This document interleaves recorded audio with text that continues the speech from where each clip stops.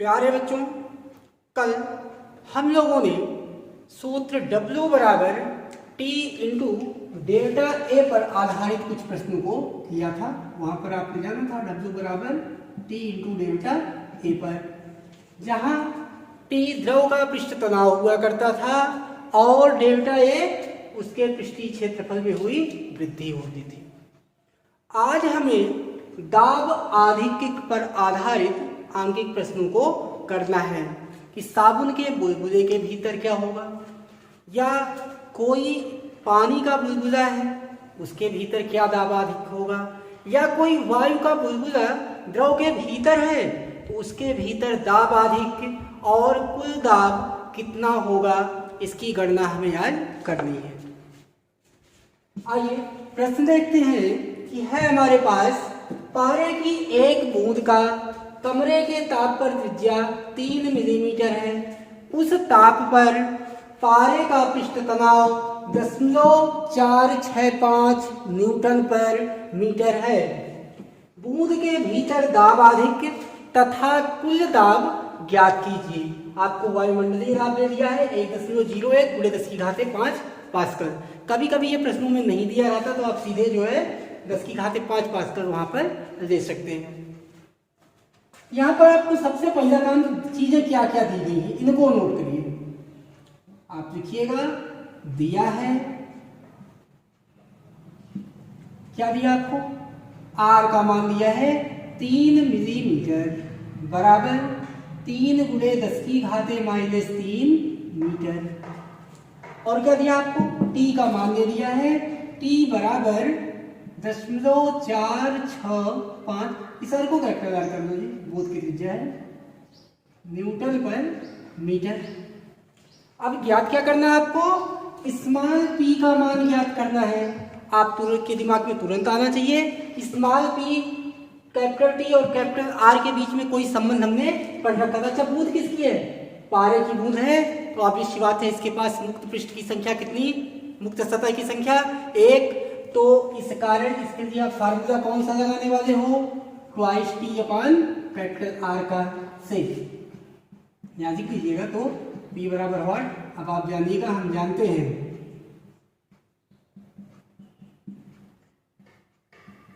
हम जानते हैं कि P बराबर इतना होता है। तब P बराबर 2 × 10⁻465 और R का मान कितना बच्चों, 3 × 10⁻³ मीटर था।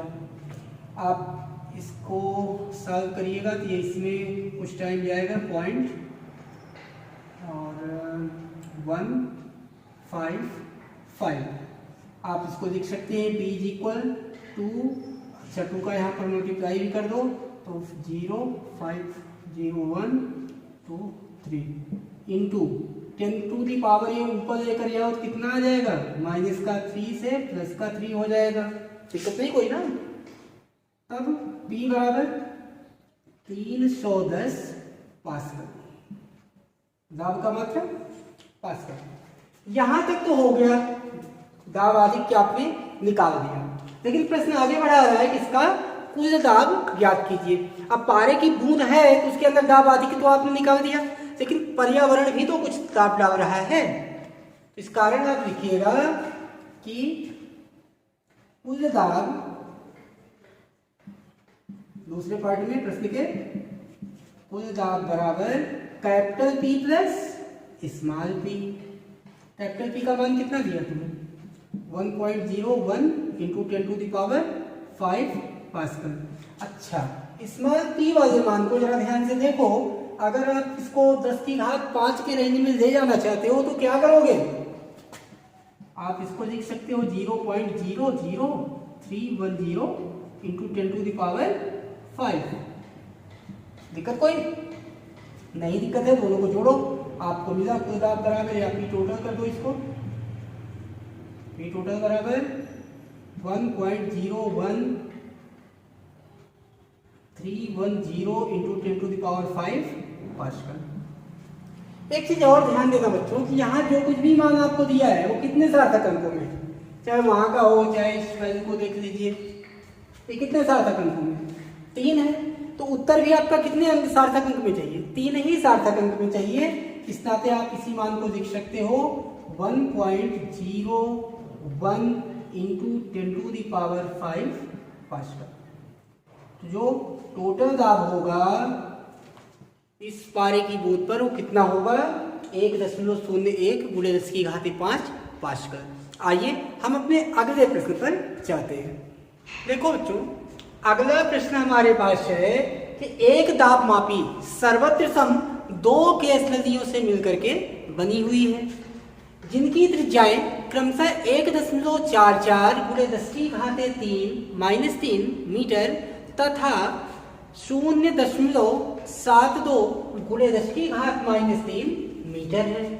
यदि सकरी नदी में द्रव की ऊंचाई चौड़ी नदी में जल की ऊंचाई से 2 सेंटीमीटर अधिक है तो ठीक दाबांतर ज्ञात कीजिए। आपको घनत्व का मान दिया है जल के कि 10⁻³ किलोग्राम पर मीटर क्यूब होता है। जी का मान दिया गुरुत्वीय त्वरण का 9.8 मीटर पर सेकंड स्क्वायर, और जल का पृष्ठ तनाव 72 गुणे 10⁻³ न्यूटन पर मीटर आपको दिया हुआ है। क्या किया जाए ऐसे प्रश्न के लिए?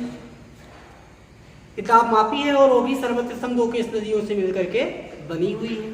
तो ऐसे प्रश्नों को करने के लिए आपने देखा होगा कि चौड़ी नदी को का जो नौचंद्रक है इसकी त्रिज्या को आप जो वक्रता को R1 मान लीजिएगा, और इसी तरह जो आपकी पतली नदी है केस नदी, इसका जो नौचंद्रक की वक्रता है उसको आप R2 मान लीजिए। तो आपने पढ़ रखा है पीछे कि नौचंद्रक से ठीक नीचे अगर ये चौड़ी नदी इसको मान रहे हो तो दाब ठीक क्या होगा? P माइनस ट्वाइस T/R1 होगा। ठीक इसी प्रकार नौचंद्रक से नीचे सकरी नदी के लिए ये P माइनस 2T/R2 होगा। अब क्या किया जाए? क्योंकि सकरी नदी में जल क्या होगा?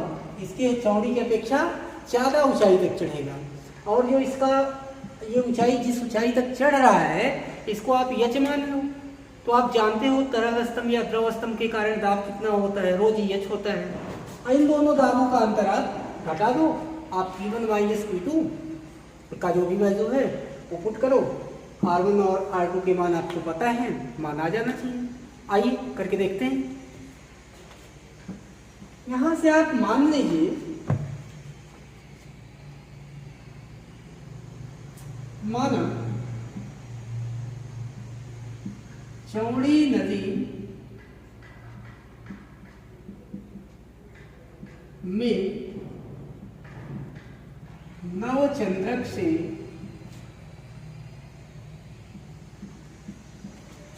ठीक नीचे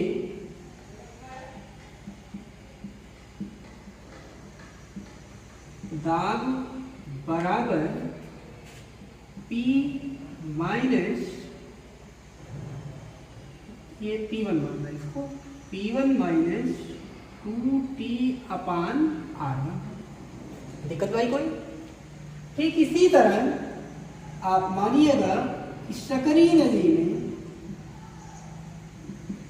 नवचंद्रक से ठीक नीचे दाब जो होगा वो आपका कितना होगा? P2 माइनस 2T/R2 के होगा। अब क्या करिए, ये दाबांतर आपको निकालना, और ये किसके बराबर होगा? क्योंकि सकरी नदी में जब ज्यादा चढ़ रहा है ऊंचे तक तो एक स्तंभ बनाएगा, उसी स्तंभ का जो दाब होगा वो दोनों के दाबांतर के बराबर होगा। इसे निकाल दो कि दाबों का यह अंतर,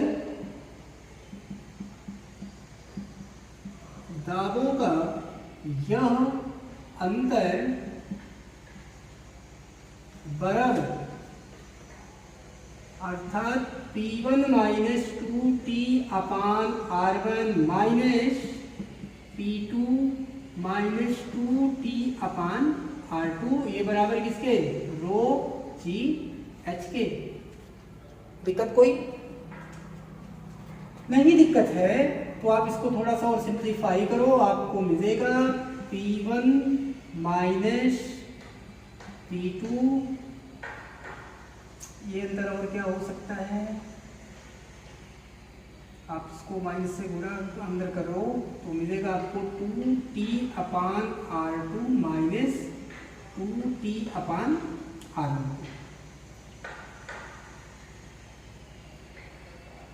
ये 10 रहेगा ना। क्या आप लिख सकते हो ये बराबर कितने के, रो जी एच के। आप इस टर्म को इस तरफ लेकर जाओ तो आपको मिलेगा P1 माइनस P2 बराबर रो जी एच माइनस, एक काम करो 2T यहाँ से दोनों में दिख रहा है कॉमन कर दो। 2T को अगर आपने कॉमन किया तो आपको मिला 1/R2 माइनस 1/R1। तो भैया ठीक है, वैल्यू पुट करो। देखो ये P1 माइनस P2 दाबांतर ही तो चाहिए, ठीक ठीक। तो P1 माइनस P2 का ही मान ज्ञात करना था, यही आपका दाबांतर है। अब देखो क्या क्या चीजें आपको दी गई थी, घनत्व और ग्रेविटी का मान पता है, मिलीमीटर कितनी 2 सेंटीमीटर। यहाँ आप लिखिएगा H बराबर 2 सेंटीमीटर बराबर 2 × 10⁻² मीटर। और क्या आपको चाहिए, R1 का मान लिख दो जरा। R1 बराबर 1.44 × 10⁻³ मीटर। सेम इसी तरह R2 बराबर 0.72 × 10⁻³ मीटर। और कुछ चाहिए आपको, बाकी सारी वैल्यू आप यहाँ से पुट करिएगा, आपको मिलेगा P1 माइनस P2 बराबर रो का मान 10⁻³ ग्रेविटी का मान 9.8, एच का मान कितना है बच्चों 2 × 10⁻² मीटर माइनस 2 × पृष्ठ तनाव कितना है यहाँ का, हाँ 2 × 72 × 10⁻³ और ब्रैकेट यहाँ लगाइएगा 1/R2 का मान कितना बेटा देखो 7.72 × 10⁻³ और माइनस 1/144 × 10⁻³ इस वैल्यू को सॉल्व करो। देखो आपको क्या मिला, P1 माइनस P2 बराबर, शायद ये प्रश्न में ये जो ऊंचाई दी गई है सेंटीमीटर में ना होकर के 0.2 मीटर थी, वो वैल्यू आप यहाँ पुट करो जरा, 0.2 मीटर करना। पीछे मैंने सेंटीमीटर बता दिया था, उसको यहाँ आप मीटर कर दीजिएगा। तो कुछ काम हम लोगों का आसान अब हो जाएगा। ये मान हमारे पास अब लगभग 1960 आ जाएगा, माइनस ये वैल्यू जरा सॉल्व करो तो 144 आ जाएगा माइनस में, और यहाँ पर इन दोनों को अगर आप सॉल्व करो, इसका साथ -3 को अंदर भेज दो तो आपके पास बचेगा 10 की नहीं, ये काम करो, या तो अंदर का जो 10⁻³ उसको बाहर कर दो, ये दोनों टर्म जो है यहीं पर खत्म हो जाएंगे। आपके पास बचेगा 1/10.72 गुणे इतना, तो आप इसको कर सकते हो 10.72 गुणे 1.44 और यहाँ पर 1.44 माइनस 0.72, ये आपका मिलेगा 1960 माइनस 144, ये आपने घटाया जिसमें लगभग 10.72 ही आपको मिला बटे 10.72 गुणे 1.44। ये दोनों मान यहाँ से कट गए, आपके पास अब मिला 1960 माइनस 144 और बटे 1.44। इन दोनों को अगर आप काटोगे तो ये इसमें 100 आ जाएगा। आपके यहाँ पर मैं कर दे रहा हूँ, मान मिला P1 माइनस P2 बराबर 1960 माइनस 100, तो P1 माइनस P2 बराबर 1960 से 100 हटाओ तो 1860। ये क्या दाब है, दाब का पास्कल, ये ऐसे दिखाया जाता है। ये आपका आंसर है। तो ठीक, तो जो दाबांतर आएगा वो कितना आएगा 1860 पास्कल आएगा। अगला प्रश्न देखते हैं।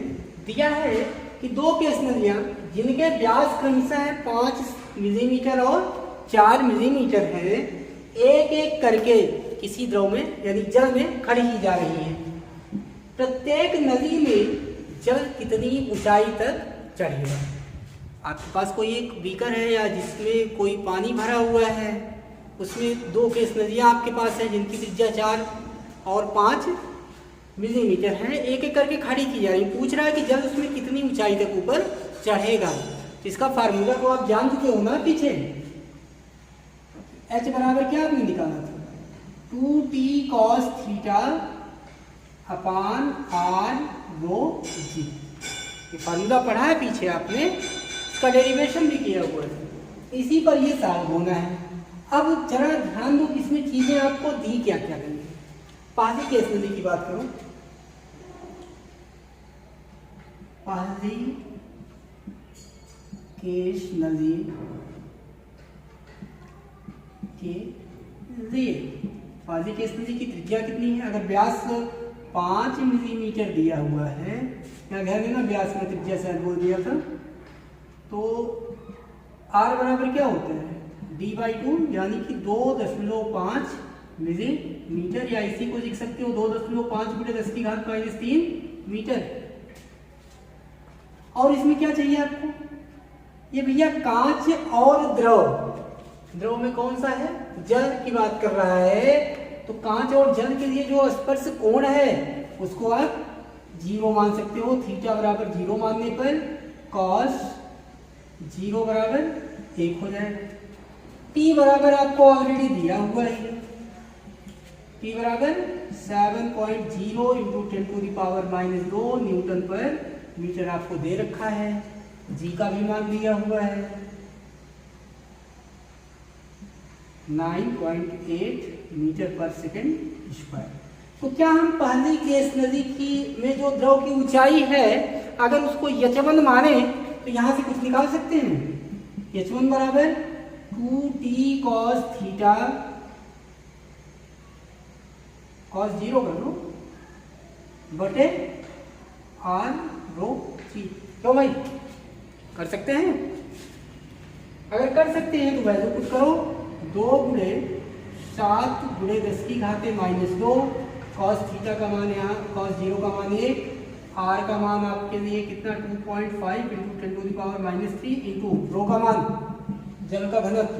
जल का घनत्व तो आपको पता है कि ये × 10⁻³ किलोग्राम पर मीटर क्यूब होता है। कई मान यहाँ रख दो, लगभग 10⁻³ किलोग्राम पर मीटर क्यूब। और क्या चाहिए आपको, जी का मान नहीं दिया है, अच्छा दिया 10 दे दिया है, तो आप यहाँ भी रख लो, यहाँ मैंने 9.8 कर दिया, 10 कर देना, क्योंकि 10 दिया हुआ, नहीं दिया रहता तो 9.8 रखते। अब इनको सॉल्व करो और देखो आपको h1 बराबर क्या मिल रहा है, 2 × 14 × 10⁻2 और नीचे पर देखो 10 की घातों को, तो ये चीजें खत्म हो जाएंगी, इसका गुणा इसमें किया तो ये बचा आपका 25। और इनको सॉल्व करने के बाद जो आपका h1 बराबर आना चाहिए, यानी कि 0.56 × 10⁻2 मीटर आ जाएगा, या इसी को आप लिख सकते हो h1 बराबर 5.6 मिलीमीटर। जो पहली वाली केस नदी है उसमें द्रव कितनी ऊंचाई तक जाएगा, 5.6 मिलीमीटर की ऊंचाई तक चढ़ेगा। अब आपके पास 2 रास्ते हैं, या तो यहाँ से एक नया फार्मूला हम लोग ड्राइव करें, इसके लिए दूसरी नदी के लिए निकालें, क्योंकि द्रव पृष्ठ तनाव और सारा कुछ जो है कांस्टेंट उसका एक ही, बस क्या चेंज हो रहा है, त्रिज्या चेंज हो रही है। और या तो आप फिर से इतनी सारी कैलकुलेशन करो और यहाँ पर अब की बार s2 करके त्रिज्या का मान चेंज करो, तब निकाल लो। आइए हम थोड़ा सा आसान करने का प्रयास करते हैं इस प्रश्न को। आप यहाँ कहिएगा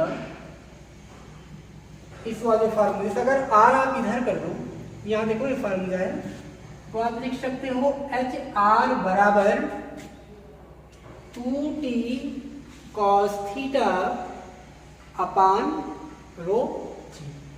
ध्यान दो बच्चों, ये 2 कांस्टेंट टर्म है, ये नंबर है, t द्रव का पृष्ठ तनाव सेम है, कांस्टेंट हुआ इसके उस द्रव के दिए गए पूर्ण द्रव के लिए, cos थीटा का मान भी कांस्टेंट हुआ, रो और g ये सारे कांस्टेंट टर्म है, इनके बराबर आप क्या लिख सकते हो, कांस्टेंट, या HR बराबर कांस्टेंट। या आप लिख सकते हो अगर पहले नदी में द्रव की ऊंचाई h1 हो और त्रिज्या उसकी r1 हो, और दूसरे नदी में केस नदी में द्रव की त्रिज्या केस नदी की त्रिज्या r2 और ऊंचाई उसमें h2 हो, तब h1r1 बराबर h2r2 के। यहाँ से आपको h2 चाहिए, आप निकाल दो h2 बराबर h1r1 अपान r2 के। तो h2 बराबर क्या आ जाना चाहिए, h1 का मान आपने निकाल दिया है, r1 का मान आपको दिया हुआ है, हाँ r2 का मान आपको चाहिए, तो आप r2 का मान यहाँ ले सकते हो। r2 बराबर 4/2 यानी 2 मिलीमीटर, या r2 बराबर 2 × 10⁻³ मीटर। लेकिन एक मिनट, सारा मान तो यहाँ मिलीमीटर में है, तो आपको मीटर में कन्वर्ट करने की यहाँ आवश्यकता नहीं पड़ेगी। आप लिखिएगा r2 बराबर 2 मिलीमीटर है, तो h1 का मान 5.6 मिलीमीटर इंटू r1 का कितना निकाले बेटा, r1 का मान 2.5 mm, 2.5 mm और अपान 2 mm। तो h2 बराबर आप इसको काटिएगा तो 2.8 इंटू 2.5 7 मिलीमीटर। यहाँ देखो मिलीमीटर से 1 मिलीमीटर कट गया, 3 मिलीमीटर ही बचा। तो पहले स्तंभ में द्रव की जो जल की ऊंचाई कितनी 5.6 मिलीमीटर, और दूसरे केस नदी में 7 मिलीमीटर तक द्रव ऊंचा उठेगा। या तो आप यहाँ पर फिर से वही इतनी लंबी कैलकुलेशन करते तब भी कर सकते थे। तरीका दोनों सही है, जैसे आपको समझ में आया करिएगा। आइए इसी पर आधारित एक और हम लोग फॉर्म न्यूमेरिकल करते हैं, जो केस नदी को तिरछा करने पर उन्नयन का सूत्र था, उस पर आधारित। अगला प्रश्न हमारा है कि किसी केस नदी में जल 2 सेंटीमीटर की ऊंचाई तक चढ़ता है, यदि एक अन्य केस नदी की त्रिज्या जो इसकी त्रिज्या की 1/3 है, उसमें जल कितना ऊपर चढ़ेगा। पूछ रहा आपसे भी पीछे जैसे क्वेश्चन किए हैं, सेम वैसे ही है। अच्छा, इसमें एक और प्रश्न आगे बढ़ा दिया, दूसरे पार्ट में कह रहा है कि यदि प्रथम केस नदी को ऊर्ध्वाधर से 60 अंश पर झुका दिया जाए तो नदी में जल की स्थिति क्या होगी। क्या किया जाए भाई इसके पहले पार्ट में अभी आपने पीछे निकाला है कि आप जानते हैं कि h बराबर क्या होता है 2t cos theta upon r rho g। अब आप जानते हो कि अगर h इंटू r कर दो तो ये बराबर क्या आ जाएगा 2t cos theta upon r rho g। ये क्या हुआ कांस्टेंट टर्म है, किसी भी दिए हुए द्रव के लिए क्या है नियतांक है। तो अब जो दूसरी केस नदी का है जिसकी त्रिज्या कितनी है, इसकी त्रिज्या की 1/3 है, उसमें जल कितना ऊपर चढ़ेगा उसी को निकालना है। तो उसको आप मान लो कि ये जो पहली केस नदी है इसके लिए आपको क्या दिया है h बराबर 2 सेंटीमीटर दिया है, और r बराबर कितना मान लिया जाए, r बराबर त्रिज्या इसकी r1 मान लिया जाए प्रथम केस नदी के लिए, और द्वितीय के लिए क्या होगा दूसरे के लिए h2 मान लो जिसमें ये पूछ ही रहा है, और r2 बराबर इसकी जो त्रिज्या उसको r2 मान लो। r2 बराबर कितना है r1 बराबर r मानो और r2 बराबर r/3 मान लो। तो क्या किया जाए, क्योंकि ये इसमें जब ज्यादा ऊंचाई तक चढ़ेगा और पतली है ना। चलिए देखते हैं, तो आप इससे क्या निकाल सकते हो कंक्लूजन कि h इंटू h1 r1 बराबर h2 r2। तो h2 बराबर क्या हो जाएगा h1 r1 अपान r2 के ना, मान जरा पुट कर दो यहाँ से। h1 का मान कितना 2, r1 का मान r, r2 का मान r/3, या ये हो जाएगा r से r कट जाएगा, 3 ऊपर गया 3 दूनी 6। तो h2 बराबर, अच्छा मात्रक देखो किसमें निकालो सेंटीमीटर में, तो सेंटीमीटर कितना 6 सेंटीमीटर। तो भाई दिक्कत कोई दूसरी नदी में द्रव कितनी ऊंचाई तक जाएगा? वो 6 सेंटीमीटर की ऊंचाई तक चढ़ेगा। अब जरा देखो क्वेश्चन को ध्यान देना। यदि प्रथम केस नदी को ऊर्ध्वाधर से कितना झुका दिया जाए? 60 अंश के कोण पर।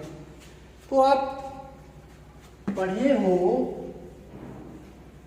ऊर्ध्वाधर तल से 60 अंश झुकाने पर या अल्फा एंगल झुकाने पर, जैसे आपको बताया था केस नदी को तिरछा करने पर उन्नयन का प्रभाव।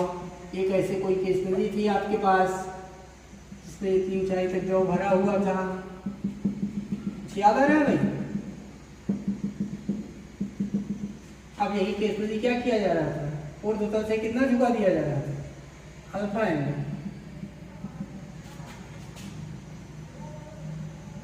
सपोज करो इसमें द्रव यहाँ पे गया और इतनी ऊंचाई कितनी रही हो? एच रही हो, ये एंगल अल्फा। तो आपने एक रचना किया था, ये भी कितना हो जाता था? अल्फा। और ये ऊंचाई एच डैश मान लेते थे। तो वहां पर आपको क्या बताया गया था कि क्षैतिज ऊंचाई बढ़ जाती, क्षैतिज लंबाई नदी में जल की बढ़ जाती है, लेकिन ऊंचाई अभी भी एच ही रहती है। और इन दोनों के बीच में हमने एक संबंध निकाला था, क्या? एच डैश बराबर एच अपान कॉस अल्फा। याद है? वही मान यहाँ पुट कर दो। एच डैश अगर मान लो कि नदी में जो स्थिति इसकी क्षैतिज लंबाई हो कितनी हो? एच डैश हो, तब आप लिखिएगा कि एच डैश बराबर, एच का मान अभी पीछे कितना निकाला आपने? सॉरी, कितना ऊपर चढ़ता है? 2 ना। यहाँ लिखिएगा एच बराबर 2 सेंटीमीटर और अल्फा बराबर 60 अंश। तो एच डैश बराबर 2 बटे कॉस अल्फा कॉस 60। कॉस 60 बराबर कितना होता है बच्चों? 2 बटे 1 बटे 2, या एच डैश बराबर 2 दूनी 4 सेंटीमीटर। इस नदी को तिरछा करने पर उसकी जो क्षैतिज लंबाई है वो कितनी हो जाएगी? 4 सेंटीमीटर। और जब सीधी खड़ी थी तब उसमें जो दूसरी वाली केस नदी है उसमें जल की जो ऊंचाई चढ़ने वाली वो कितनी होगी? 6 सेंटीमीटर होगी। ये आपके आंसर। ये चैप्टर खत्म हुआ। अब आगे आपको घर्षण फर्स्ट पेपर में पढ़ाया जाएगा, जिसका नोट्स आपको जैसे आप चाहेंगे नोट्स और वीडियो साथ साथ, या अगर आप चाहते हैं कि नोट्स पहले मिल जाए और उसके बाद वीडियो मिले तो ऐसा भी बहुत लंबा नहीं जाएगा। मुश्किल से 2 से 3 लेक्चर में घर्षण खत्म हो जाएगा। धन्यवाद।